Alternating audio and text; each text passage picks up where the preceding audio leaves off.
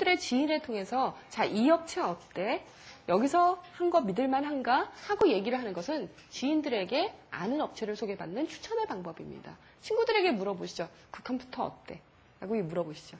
자, 무역 관련 협회입니다. 우리나라의 무역협회, 그런 여러 가지 협회처럼 무역 관련 협회들이 있습니다. 업계 전문지와 전화번호부. 예전에 오프라인적으로 그렇게 전화번호를 뒤져서 찾았었어요. 그런데 이제는 온라인 디렉토리가 생겨서 온라인에서 그런 것들을 다 활동을 할 수 있죠. 그런데 여러분들이 보시면 어떤 전시회 쪽, 특히 IT 쪽은 전시회 쪽 많이 가지 않으시나요? 코엑스에서 하는, 킨텍스에서 하는 전시회 많이 가시는데 여러분들이 실질적으로 이제 업무를 하시게 되면 어떤 기업에서 일하게 되면 해외 전시회도 많이 가십니다. 해외 전시회, 자동차 쇼, 모터쇼, 반도체 전시회, 무슨 박람회 굉장히 많이 가실 거예요. 출장도 가시는데 왜 가실까요? 왜 가실까요? 쌍방향이기 때문입니다. 실질적으로 내 경쟁 업체들이 아니면 내가 사고 싶은 구매 업체가 가지고 있는 제품을 볼 수도 있고 만져볼 수도 있고 들어볼 수도 있고 그리고 업체를 만나서 얘기를 상담을 할 수 있고 아니면 바이어를 상담을 해서 제품을 설명할 수 있는 쌍방향의 인터랙션, 인터랙티브 커뮤니케이션이 이루어지기 때문에 굉장히 비용이 많이 들매도 불구하고 전시회를 가시는 거거든요. 알리바바닷컴은 이런 오프라인적, 전시회적 요소와 온라인적인 쌍방향의 연동을 가지고 있는 그런 전자상거래 시장이기 때문에 글로벌 바이어들이 이제는 그런 전자상거래 쪽을 굉장히 선호하는 것입니다. 아까 말씀드린 얘기, 조금 아까 바이어의 얘기를 하시면 이제 바이어들은 이런 조사 결과를 보시면은요.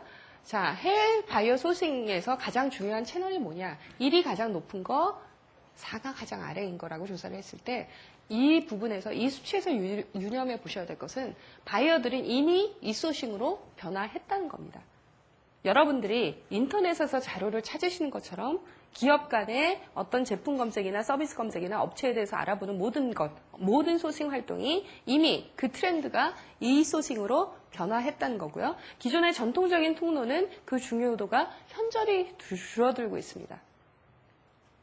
이 얘기는 여러분들이 온라인 뱅킹 하시다가 창고 가서 다시 습관을 되돌리기 쉬우신가요?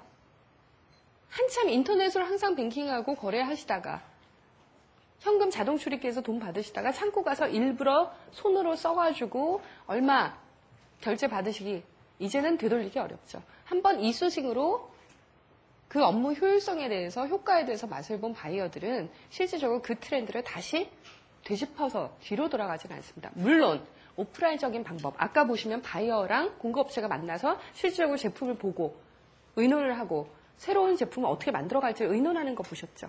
그런 오프라인적인 요소는 언제까지나 사라지지 않습니다. 그것은 그런데 어떤 거래의 첫 단계에 있어서 어느 정도 의사결정을 하고 어느 정도 소규모 물량을 서로 주고받고 하는 단계까지는 오프라인적인 요소보다는 온라인적인 요소가 이제는 더 많이 활용을 하고요. 그런 시장은 더 정교화되고 구조화되는 과정에서 이제는 계속 진행이 된다는 것입니다. 전자상거래에서 실패할 수 있는 요인과 대안에 대해서 잠시 말씀을 드리겠습니다. 전자상거래는 많은 사람들이 온라인은 오프라인의 부속이라고 아직 많이 생각하는 경향이 많습니다. 그런데 여러분들이 실질적으로 블로그 하시는 분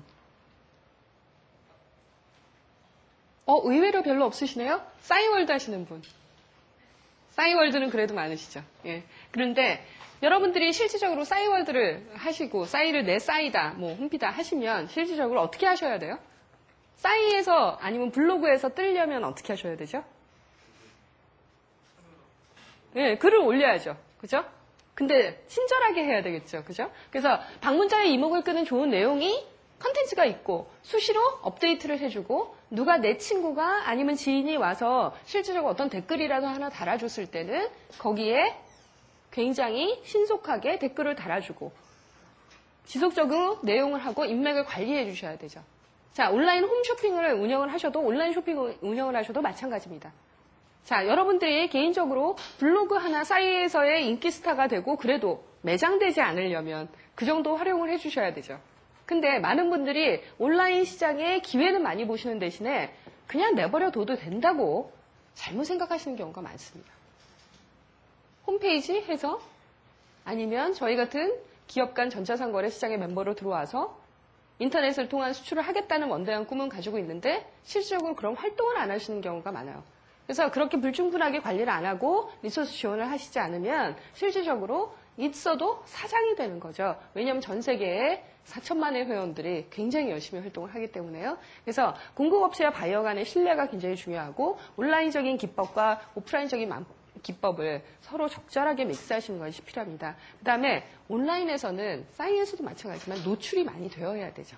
노출이 많이 되면 실질적으로 클릭이 되고 그만큼 많은 피드백을 받을 수 있습니다. 그랬을 때 여러분들이 광운대학교 학생들이라면 키워드가 어떻게 되고 노출이 어떻게 되는지는 잘 알고 계시겠죠? 자, 전시회. 아까 말씀드린 오프라인적인 전시회와 이런 온라인적인 전시회 사이트는 뭐냐면 킨텍스나 코엑스나 그런 전시회장이 있다면 이런 전자상거래 사이트에는 전시 섹션이 있죠. 그럼 전시 섹션은 실질적으로 제품 카테고리가 있습니다. 전시장에 가면 여러 부스가 있는데 저희 전자상거래 시장에는 인터넷 시장에는 공급업체의 웹사이트가 다 모여져 있어요. 그래서 여러분들이 오프라인에서 1층에는 뭐, 2층에는 뭐 이렇게 보러 다니시는 것이 실질적으로 온라인 사이트에서는 카테고리별로 이쪽에 가면 자동차, 이쪽에 가면 전기, 이쪽에 가면 화장품, 이쪽에는 의류 이렇게 카테고리가 구분이 부스가 되어 있습니다. 그러면 바이어를 전시에서 만나서 제품을 보여주고 브로셔를 보여주고 명함을 주고받는 그런 커뮤니케이션들은 온라인상에서는 제품을 올리는 포스팅을 하고 그다음에 내가 이런 물건을 판매하고 싶다는 판매 의향서를 올리고 회사를 소개하는 내용을 올리는 그런 그림, 사진과 글로서의 역할을 하게 됩니다.